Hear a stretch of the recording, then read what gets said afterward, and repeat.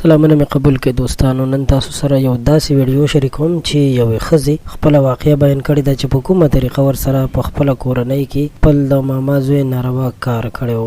ویډیو هم راغلی ده، دغه ښځې خپل فریاد هم شریک کړی دی. قدرمنو ویډیو به هم تاسو سره شریکوم. دغه ښځه خپله واقعه بیانوي چې د دوی په کور کې هیڅ څوک هم نه او د دوی د کور ټول خلک تلي وو، یعنې بازار ته تلي وو یا خپلو خپلوانو کره تلي وو چې دغه د ماما زوی راغلی دی او داسې ناروا کار یې دغه خپلې د ترور لور سره کړی دی چې په شرمونه شرمولې ده. بیا د ویډیو ریکارډینګ هم کړی دی او دغه ویډیو ریکارډینګ بیا وایرل شوی هم دی. قدرمنو په دې باندې جرګې مرکې فیصلې هم شروع دي. دا یو رښتینې واقعه ده. یقینا چې د دې واقعې په اورېدو باندې موږ هم ډېر زیات خفه شو. که تاسو د ویډیو وګورئ نو تاسو به نور هم خفه شئ چې دا کوم حالات دا کوم کارونه نن سبا شروع شوي دي. الله پاک دې موږ تاسو له داسې کارونو نه وساتي، ځکه چې اول خو مور پلار ته پکار دی چې پیغله ماشومه پیغلې جینۍ هېڅکله هم په کور کې پرېښودل نه دي پکار. که کله پرېښودل شي نو بیا داسې حالات او داسې واقعات مخې ته راځي. د دې واقعې د دې خبر په اورېدو باندې موږ ډېر زیات خفه شو. داسې واقعات نور هم مخې ته ډېر راځي چې پیران جینکو سره ناروا کار کوي او یا نور هم په معاشره کې داسې بدنظمي شروع شوې ده. نو دا هم یو داسې واقعه وه چې موږ غوښتل تاسو سره د یو عبرت په طور باندې شریکه کړو. تاسو